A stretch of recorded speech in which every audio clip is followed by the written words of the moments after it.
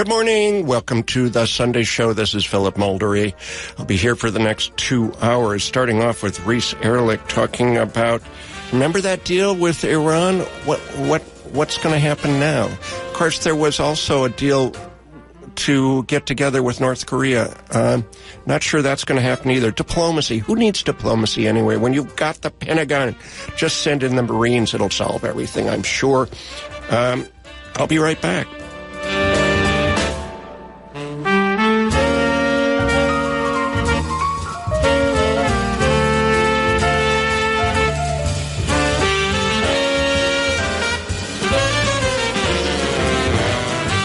And you are listening to KPFA or KPFB in Berkeley, KFCF in Fresno at 88.1 FM, K248BR in Santa Cruz at 97.5 FM, and all the time at kpfa.org.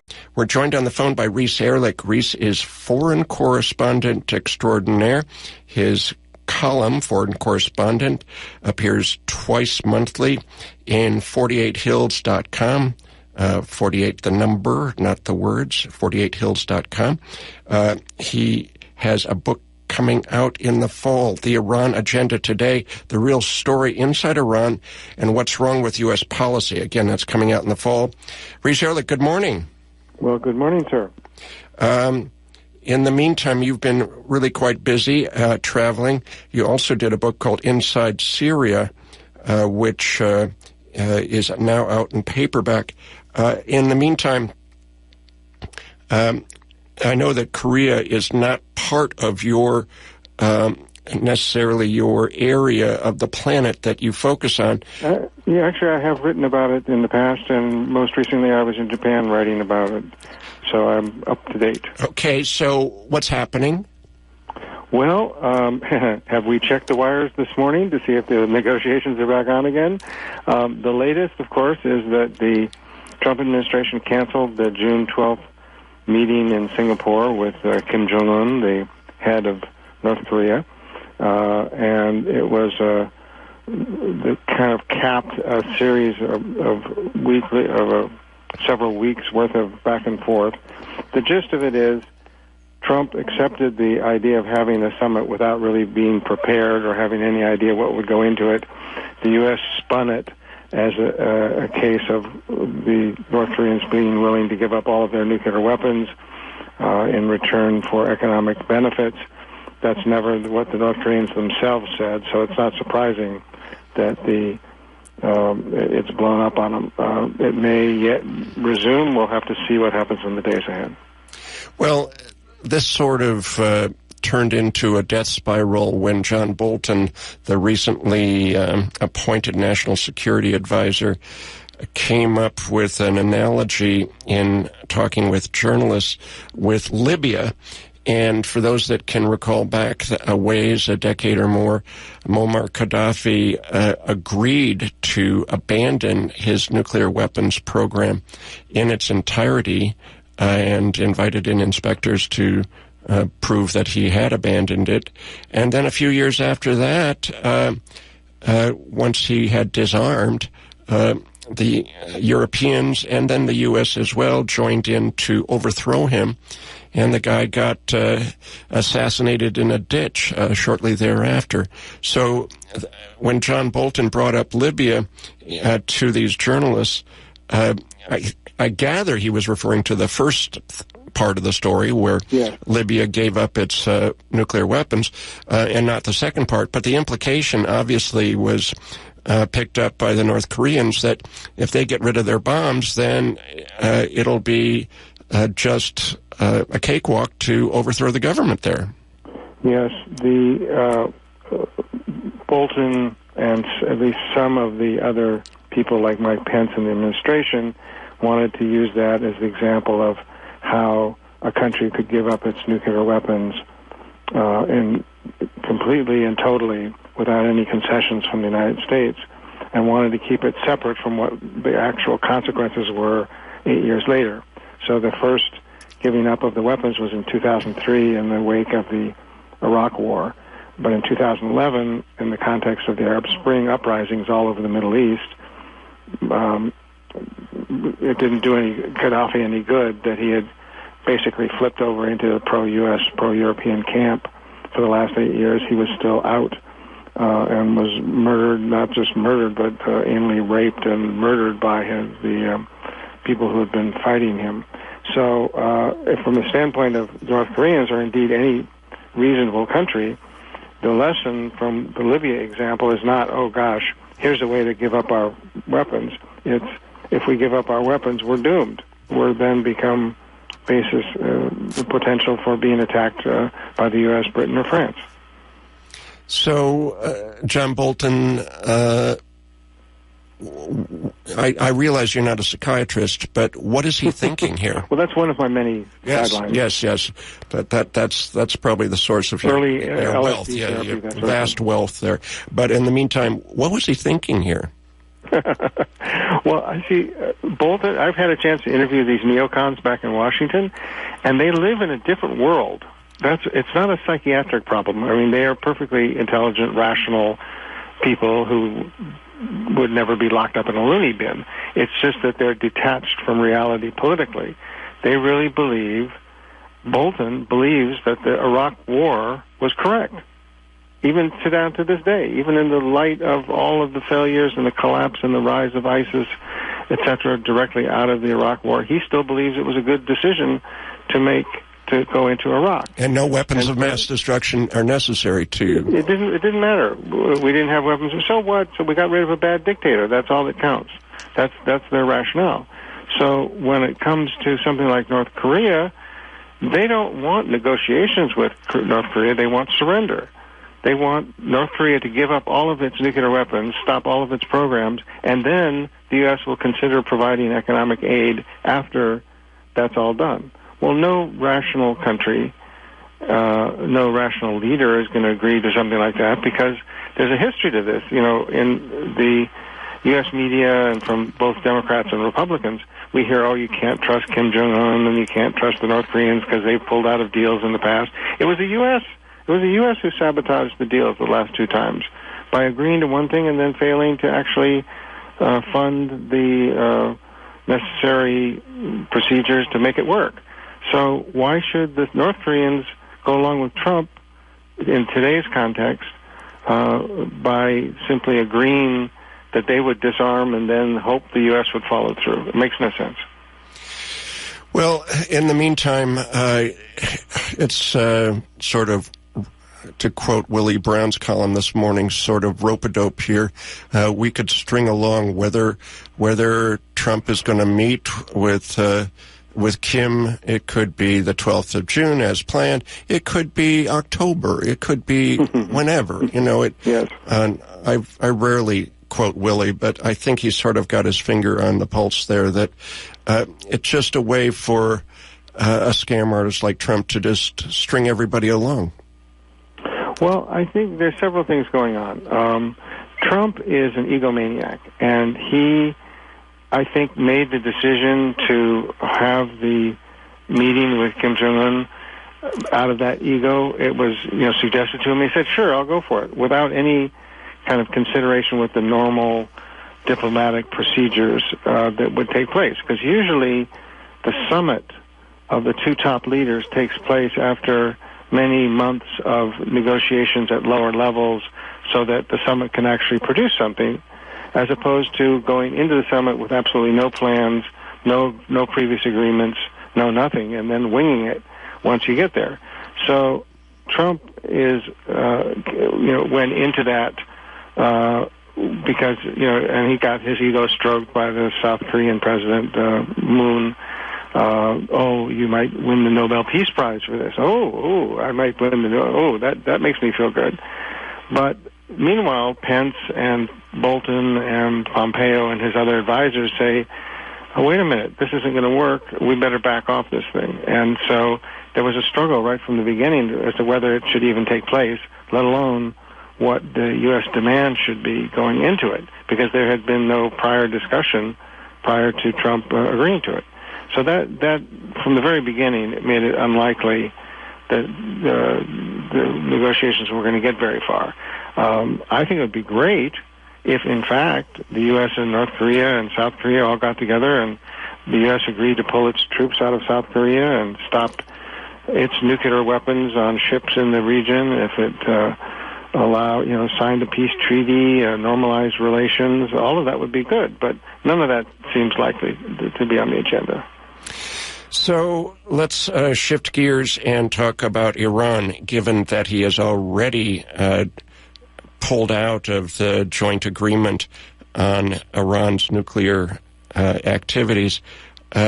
Iran on Friday negotiated or met with the other signatories of this agreement in Vienna, and in that meeting, Iran laid out the fact that they want to be made whole with regard to their ability to export oil and also have access to Western, investment in their country, all of which is put in danger by the moves by Trump. And essentially, the United States has so much control of money internationally and the ability of banks or corporate institutions to invest in Iran with the United States threatening them with sanctions that it's very likely that Iran will have given up their nuclear program and gotten nothing in exchange for it. Yeah, of course, the background of this is that the U.S. and Iran and Great Britain, France, Russia, China, and Germany signed an internationally binding agreement. It was codified by a unanimous vote of the UN Security Council. This isn't just some agreement that U.S. and Iran on their own put together. All these other countries and in the UN Security Council were involved in the final approval of it. And imagine, and of course, Trump just unilaterally pulled out of it, saying, and it put forward a whole new set of demands, much of which had nothing to do with the nuclear issue at all, like what's going on in Yemen and Syria and Lebanon, what's going on in the human rights situation in Iran, Iran's conventional missiles not having nothing to do with its nuclear, supposed nuclear weapons program, and so on. So basically, the U.S. has pulled out of the existing agreement and put forward a whole new set of demands unrelated to what had been agreed to. Now, imagine just for a moment that the situation was reversed and that Iran had decided it was going to pull out because it didn't like the deal, and it was going to demand that the U.S. pull out of Syria, that it stop interfering in Lebanon and Yemen, it stop the Saudi war in Yemen, and all of by the way, it stop its human rights abuses inside the United States by police murdering black civilians. Can you imagine the United States' reaction if Iran had suddenly pulled out of the deal? There's actually there's procedures in the nuclear agreement to take action if one party doesn't fulfill its obligations. Nothing is being done to implement that because, of course, it's the United States that pulled out, not Iran. And what Iran feels like they've been stabbed in the back, and they're going to the Europeans and saying, basically, look, you guys signed this agreement. If you want us to live up to our end of it, you have to live up to your end, which means you have to continue to buy our oil, you have to ignore the U.S. sanctions, you have to take steps to protect your companies if they decide to invest in Iran and then get penalized or sanctioned by the United States government, a whole series of demands which I can go into in detail if you like. But basically, they're asking the Europeans to live up to the deal. And if they don't, Iran will start heavily enriching uranium to 20% from the current level of about 4%, which, by the way, is legal under the nuclear accord. But it's sending a message to both the Europeans and the U.S. that Iran has steps it can take to tweak the U.S., staying within the agreement, but getting the U.S., retaliating against the U.S. Well, let me just bite off part of that, the missile part of it. Iran has done missile testing, and again, it's not part of the joint agreement at all. Yeah, it's perfectly legal. And they have a right to conventional weapons. And the question is what is the range of these missiles? And they more or less have limited themselves to a relatively short range missile. Yeah, what are called medium range missiles. So, but that does take in Tel Aviv. So practically anything takes in Tel Aviv. A pea shooter could take in Tel Aviv. There you go. Okay. I mean, let's keep in mind, because the argument is, that comes out of Washington and some other places, and certainly out of Tel Aviv, is that Iran wants to destroy Israel. The Iranians want to kill all the Jews. They had a secret nuclear weapons program. They have these medium-range missiles that can wreak havoc on anywhere in Israel, and so on and so forth. And it's the weapons of mass destruction in Iraq all over again. The Iranians, first of all, never had a nuclear weapons program, and even if you believe what the CIA and others said, they've stopped the nuclear weapons program as of 2003. So at a minimum, they haven't had one for 15 years. The Iranians, for decades, have had the capability of attacking Israel with conventional weapons, whether by Air Force jets or missiles. They could have launched a war. But, of course, if they did, the political results would be a disaster. It would give the excuse to the Israelis and the United States to flatten Iran, to attack the government, destroy their military, etc. So the people running Iran are not crazy. They are rational, just as the North Koreans are and others. They are rational players with their own sets of views and priorities and so on. They're not going to launch a suicidal attack, neither with nuclear weapons, even if they had them, nor with conventional weapons. And in fact, the short and medium range missiles are probably the only thing, or one of the few things that are keeping the U.S. and Israel from attacking Iran today, because they know that if there's an offensive attack by the U.S. or Israel, those missiles are going to be launched at not only likely at Israel, but at U.S. Military bases in Iraq, for example, or in other regions. So there's no indications that the Iranians are using their missiles, whether short or medium range, for offensive purposes. It is 20 minutes after 9 here on the Sunday show on KPFA. I am Philip Maldauri. My guest is Reese Erlich.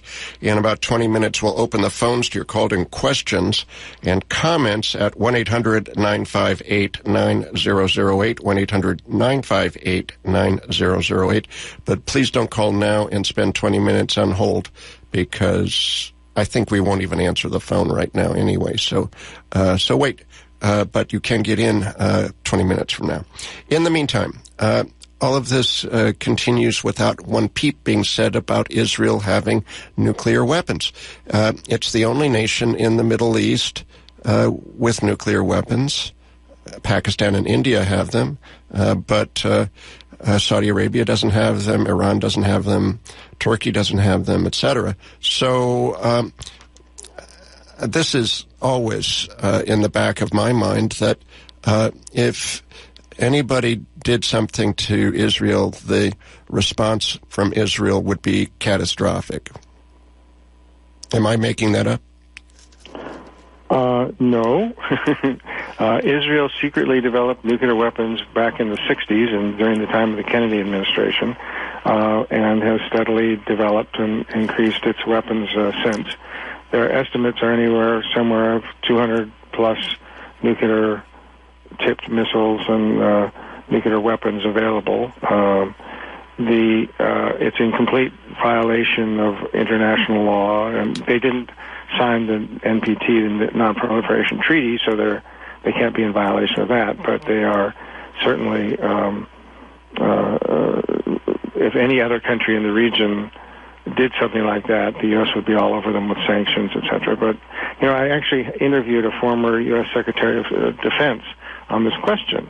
I said, well, why is it that we're so upset about Iran possibly having nuclear weapons, but nothing about Israel? And he looked at me like I had just landed from Mars. He says, well, they're our ally. That's the answer, which is because they're a U.S. ally, they can do anything they want. And it's destabilizing. It's illegal. And ultimately, it's going to have to be, if you're going to denuclearize the Middle East, Israel has to denuclearize as well. So, in any case, there have been attacks by Israel on Iranian troops in Syria, as well as Hezbollah in Syria. Hezbollah is a Shia militia coming out of southern Lebanon. In any case, there haven't been really any responses after Israel attacked Syria. This seems like a powder keg. It is, and it's actually far more dangerous at the moment of the potential for war than for even a wider regional war than an attack on Iran. Although I think that's a danger further down the line. First of all, we should note that all of the information about these Israeli attacks that we hear come from Israeli and U.S. intelligence sources.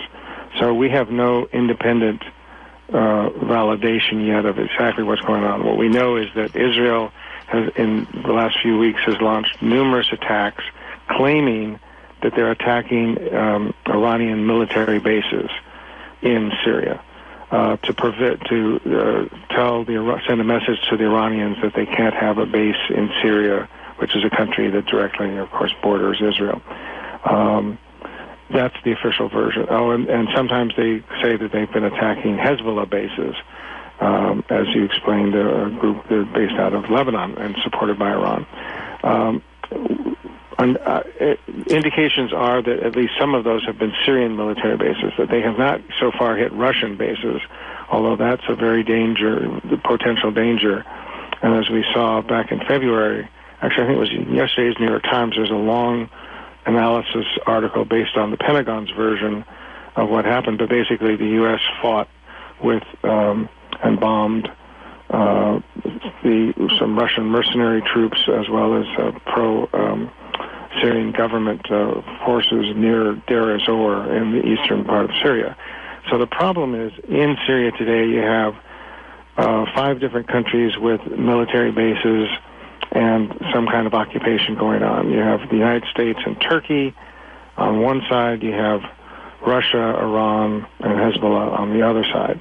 And they're all fighting in areas very close to one another. So the Israelis, of course, they always claim these are, surgical strikes. We're just hitting the Iranians, blah, blah, blah. But the danger of either intentionally or inadvertently hitting another target or hitting somebody else's troops, and therefore them wanting to retaliate, that's a very real danger. And everybody there is playing with fire. Well, I thought that this was at least the argument for the U.S. involvement was to go after the Islamic terrorists. Aren't they all dead or captured by now?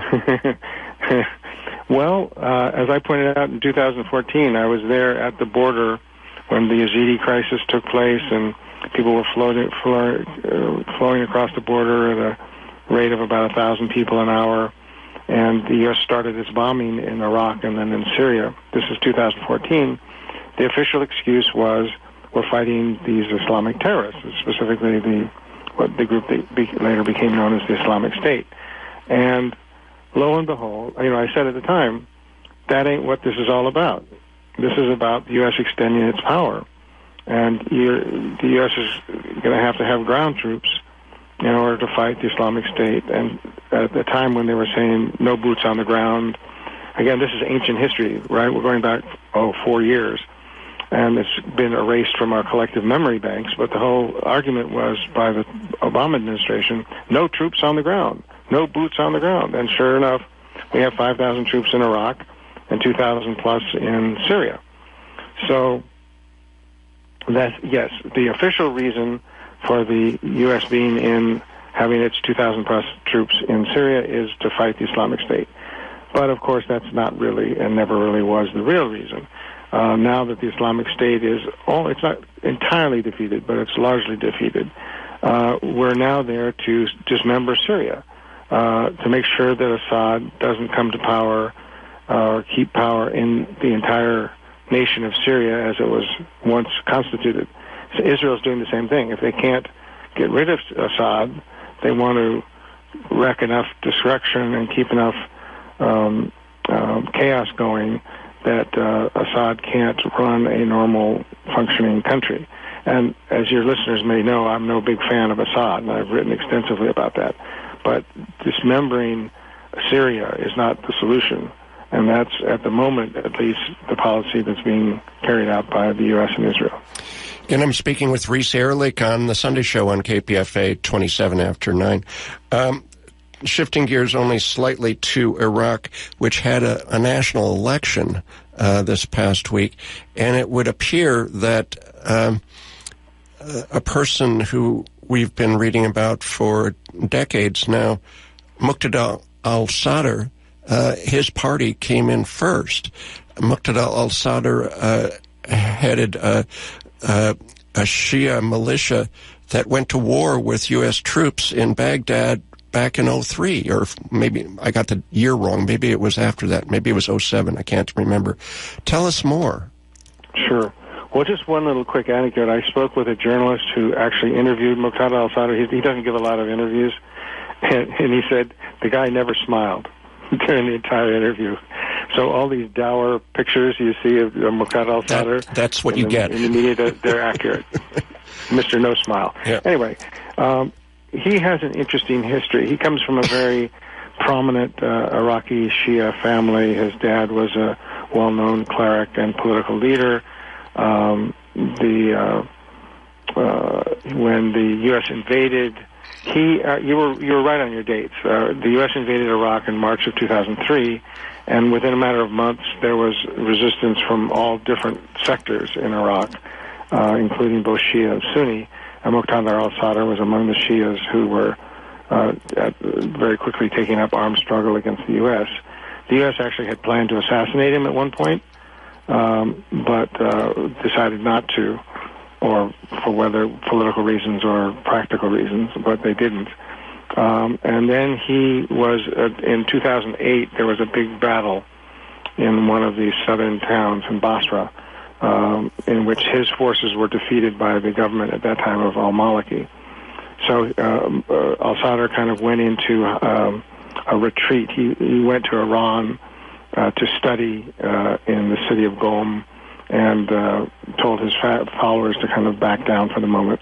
But he never disappeared. He came back.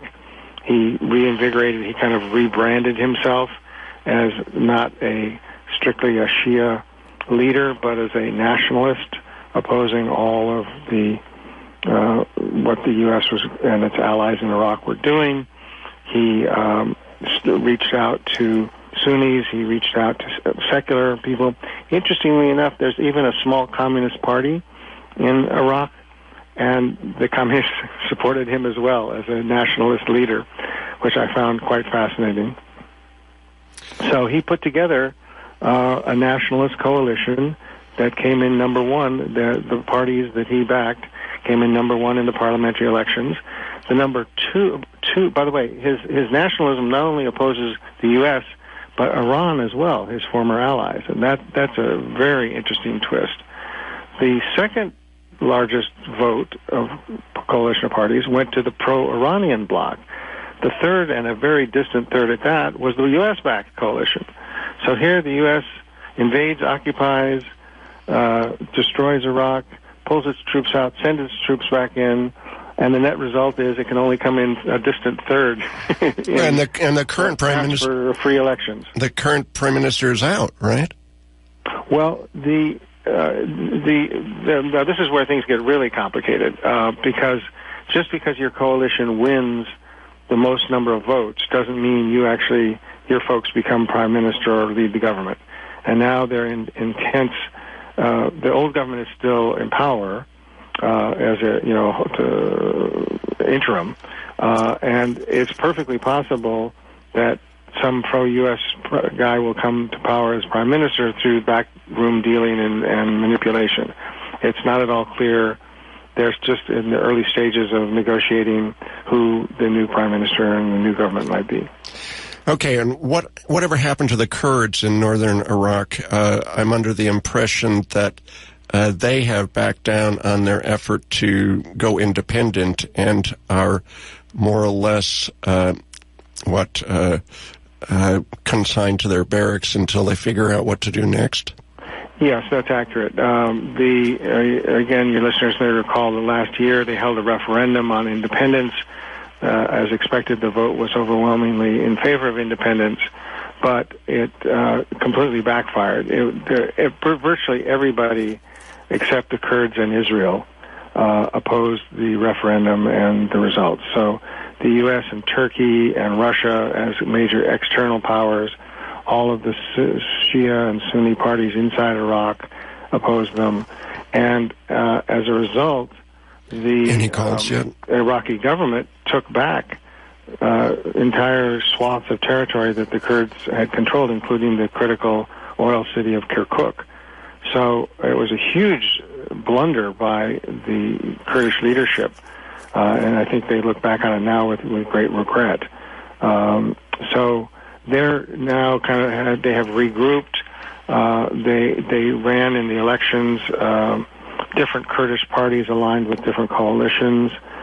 They got about the same percentage of the vote as they've gotten in the past, but their power in the Kurdish region is very much diminished relative to what they had before. So, just as an example, previously you could fly into Erbil or Sulaymaniyah, the two major cities in the Kurdish region of Iraq, and get a visa in the airport, at least if you're a U.S. citizen, and stay there without having an Iraqi visa.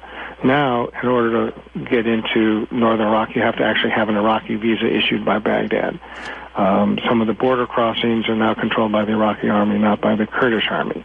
So those are just small examples of things where the Kurds have lost power as a result of that referendum. So what's the story with Turkey?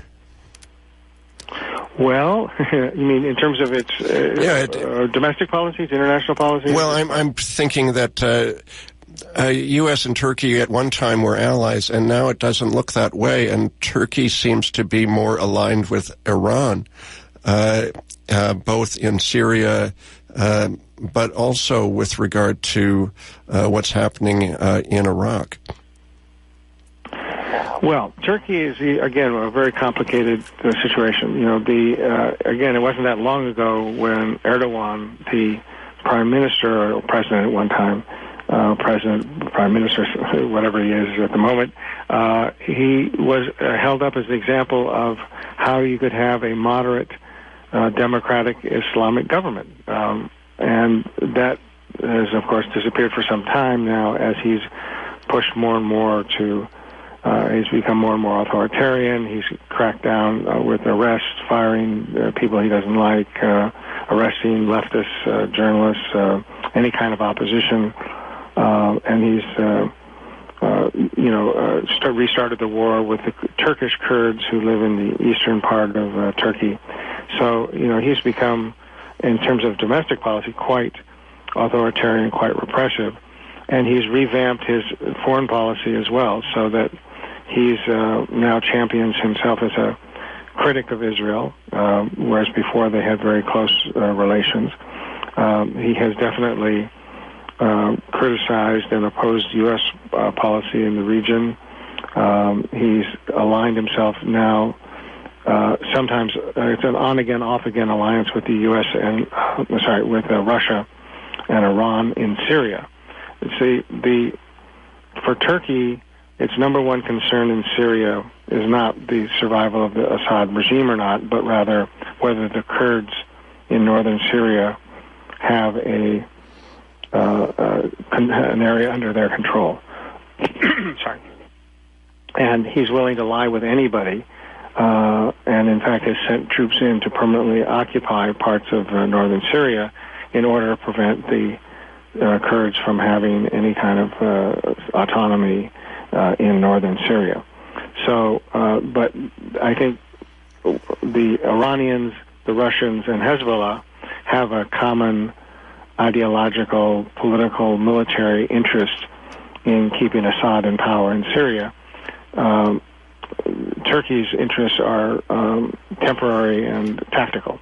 For the moment, they've allied with those other forces in order to, they hope, keep the Kurds from gaining any power. If that situation changes, they might break that tactical alliance.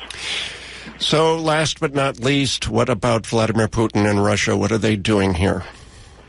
Well, Putin is, of course, a backer of Assad and is not particularly friendly with Iran, except insofar as they have a common enemy of the United States. Remember, Putin and Russia participated in the sanctions regime against Iran when the Obama administration was cranking up the sanctions, and the Russians could have vetoed the various sanctions resolutions passed by the UN Security Council, and they didn't. They went along with it, which got the Iranians ticked off. And in Syria, they're fighting on the same side in support of Syria, but Iran has its ideological, political, military interests, and so do the Russians. The Russians tend to back the Syrian military leaders, the more secular pro-Assad forces. Iran backs the Shia and other Muslim forces that they can in Syria, and would like to see a Islamic government of some kind to take power. So in the long run, those views are not compatible. In the short run, they cooperate a great deal. There's some talk that Putin and the Russians might be willing to jettison the Iranians if the circumstances were right. We'll have to wait and see if that, in fact, actually happens. And last, well, I already said last but not least, but I forgot about Hezbollah. Again, Hezbollah, the militia from Lebanon, southern Lebanon, where most of militia and political party. And political party, and they're in the government. Yes, not only they're in the government, their coalition won. So this is another example where Hezbollah is referred to as a terrorist organization. Only by the U.S. and Israel, not by the rest of the world. Yeah, exactly. And of course they're not. They have used terrorist tactics at one time or another, but they're a political party with a militia, not unlike lots of political parties around the region, including those supported by the U.S. And the Lebanese had elections that were generally considered free and fair, at least by Lebanese standards, within a few weeks ago, and the coalition that Hezbollah is part of won the elections. And the pro-U.S., pro-Saudi coalition lost the elections, which tells you, so we've now had several examples in Lebanon and in Iraq where after years of manipulation and backroom dealing and assassinations and whatnot by the United States, the guys that oppose the United States have actually come to power in free elections. Now, Hezbollah enjoyed a great deal of popular support in Lebanon when they were a armed resistance to the Israeli occupation. You recall that Israel had occupied parts of southern Lebanon for many years, and it was Hezbollah who defeated them and drove them out. And they had support not just among the Muslims, but among Christians and all kinds of other folks in Lebanon for that work. Once they started backing Assad in the civil war in Syria and sending troops into Syria, that support changed significantly. They became much less popular, except among their base, among the Shia Muslims. And their continued fighting in Syria remains very, very controversial in Lebanon, and is So it's very controversial. It's very controversial. Okay. 41 minutes after 9 in the a.m., you are listening to the Sunday Show here. Reese Erlich, my guest, and it's time to open the phones at 1-800-958-9008, 1-800-958-9008. Again, Reese's column, Foreign Correspondent, appears twice monthly at 48hills.com, a local website. Mr. Redmond, formerly of the Bay Guardian. And by the way, it's 48hills.org. Oh, I said com. .org. Okay, sorry about that. Thank you for the correction. I think you can get it by doing .com as well, but 48hills.org will take you right there. Okay, sorry about that. And then his book, which will be out in the fall, The Iran Agenda Today, The Real Story Inside Iran and What's Wrong with the U.S. Policy. So it's time to open the phones. Our first caller is Dennis from Vacaville. Good morning, Dennis. Good morning. Thank you very much. Israel is surrounded by Muslims, and of course the strife. I'm 69, and my whole life it's been going on. No peaceful things, ideas have resulted, in peace yet. I have a bizarre, controversial idea I'd like to present, and then love to hear your responses.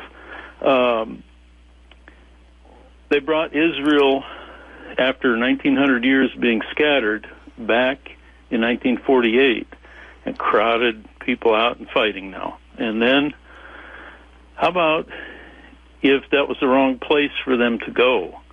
How about the U.S. inviting the rest of them to come and filter in amongst their shirt-tail relatives over here and have them leave the homes on the premise they leave the homes so the Palestinians can have places to inhabit, invite them over and incorporate them in various scattered ways, military barracks, for temporary housing, FEMA camps, whatever. Well, okay, I think you laid out your hypothetical there, Dennis. Reese. Don't think it would work. I don't think. First of all, the Israelis have an established state, for 50 years. We can certainly debate whether it was legitimate or not in 1948, but it exists. And those some of the Israelis do immigrate to the United States and have jobs here, etc. But they're not going to come back to FEMA camps, something like that. They're not going to give up their homes in Israel, so it ain't going to work.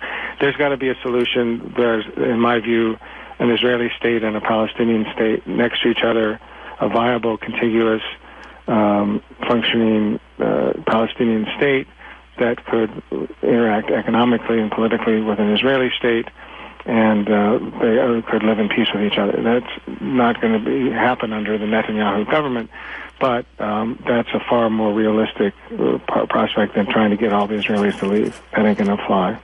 Let's go to our next caller, Steve in Alameda. Good morning, Steve. Hi. Good morning, Philip. I got through. I must be my lucky day. Reese, you are the best. I wish you could be on KPFA every day. Two gentlemen stick out in these two conflicts to me.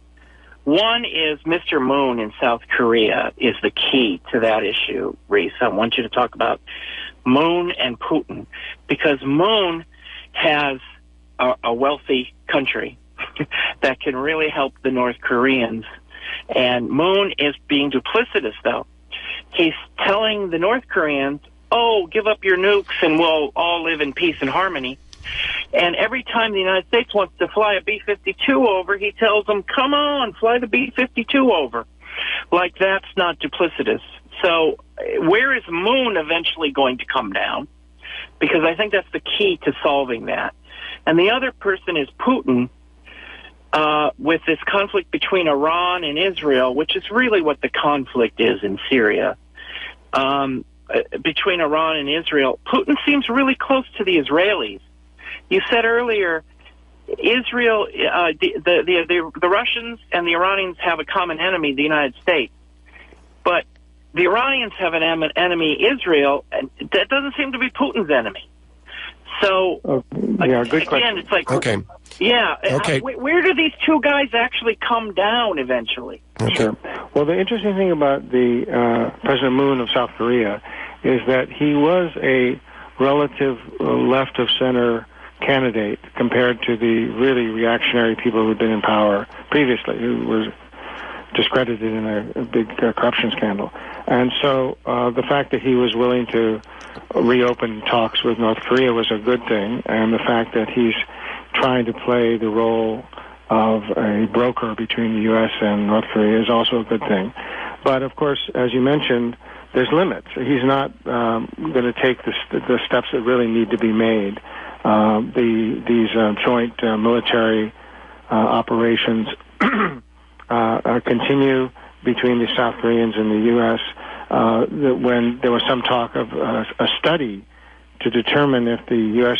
troops should be pulled out of South Korea, President Moon got all worried about that because he wants the U.S. troops to stay there. So there's limits to his left-of-center views and what that actually means for possible future negotiations. Why does he want U.S. troops to stay there?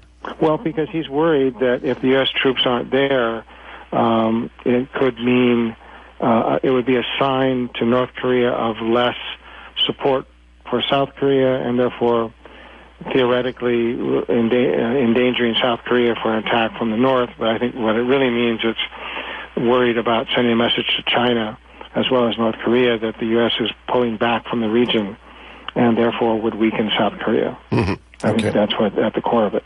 By the way, I didn't mention this earlier, but the real key player in all of this is China. If China loosens the sanctions and allows more goods to be traded back and forth, that's going to undercut anything that either President Moon or Trump have going for them. And that seems to be at the moment what they're doing. His second person of interest was Putin. Yes. Now, this one is really fascinating, and please take note, all the leftists out there listening who think that today's Russia is the same as the old Soviet Union, or at least in some regards is carrying out progressive policies. Israel and Putin have very, very close ties, and Putin has been giving all of these Israeli attacks the green light.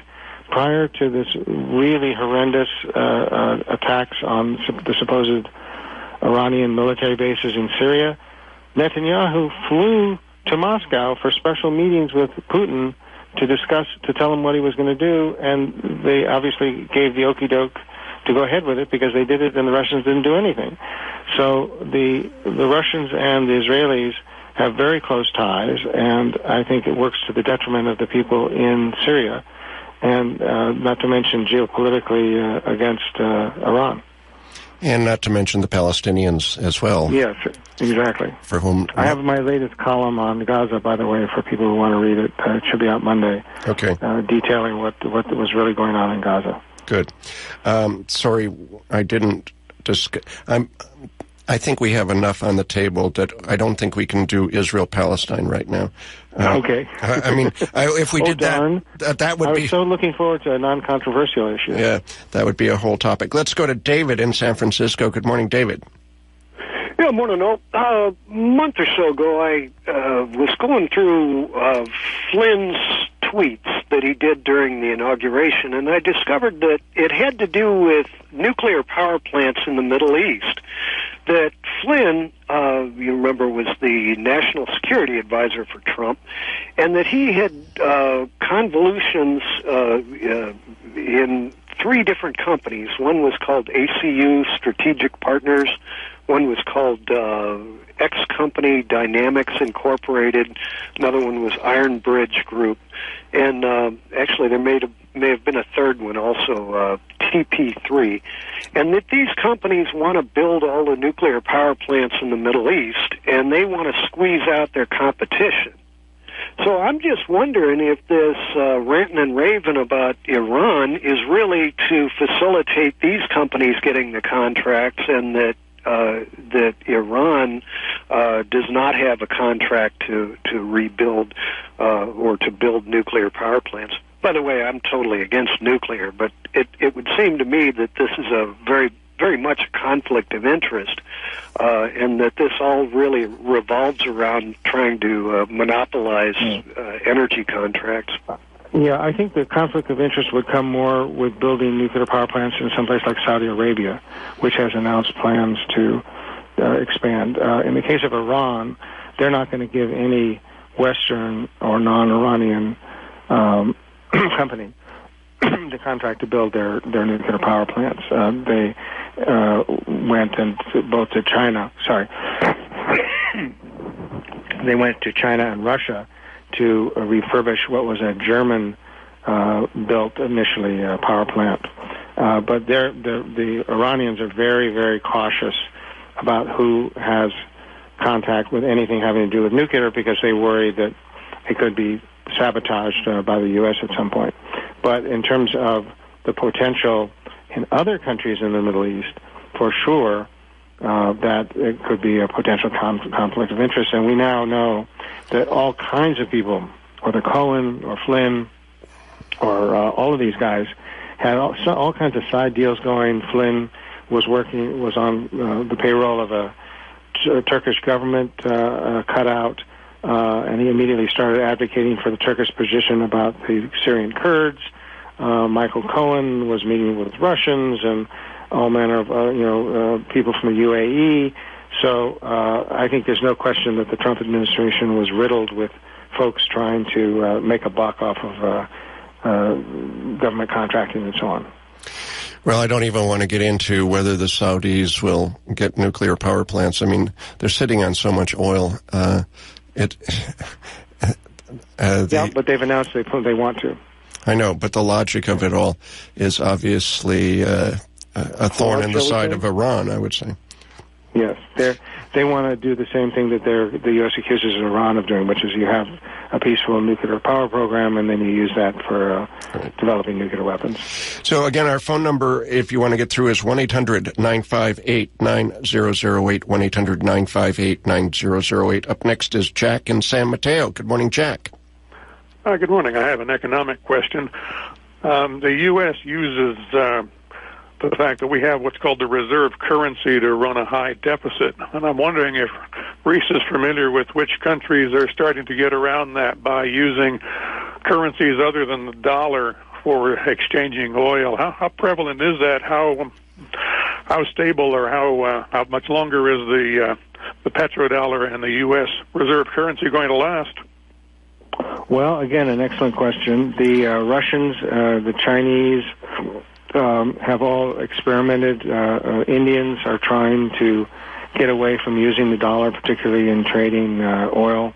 It's not easy because the U.S. is the number one reserve, as you said, currency reserve in the world. And when you go to buy oil in India, even if you're not dealing with a U.S. oil company, you're paying, your rupees are changed into dollars and then changed into whatever the local currency is, just to make that purchase. So not only, but there are some steps, particularly by China and countries allied with it, to create a basket currency that would replace the dollar. Of course, the euro has tried for some years to do that with limited success. And countries are not only concerned about the reserve currency, but this whole SWIFT banking system, which was set up basically to allow checks to clear and money transfers to clear as a neutral financial institution. And the U.S. has now turned it into a means to wage sanctions against countries they don't like by cutting them out of the SWIFT system and therefore making it impossible for them to carry out normal trade. So I did stories from Iran where if you wanted to buy some parts from your factory, you had to take a suitcase full of cash to Dubai, change it into dollars, buy the currency, then when you made your profits, reverse the process and come back with your suitcase coming back to Iran. So both in terms of reserve currency, SWIFT banking, and other financial institutions, the world is waking up to the dangerous role that the U.S. plays.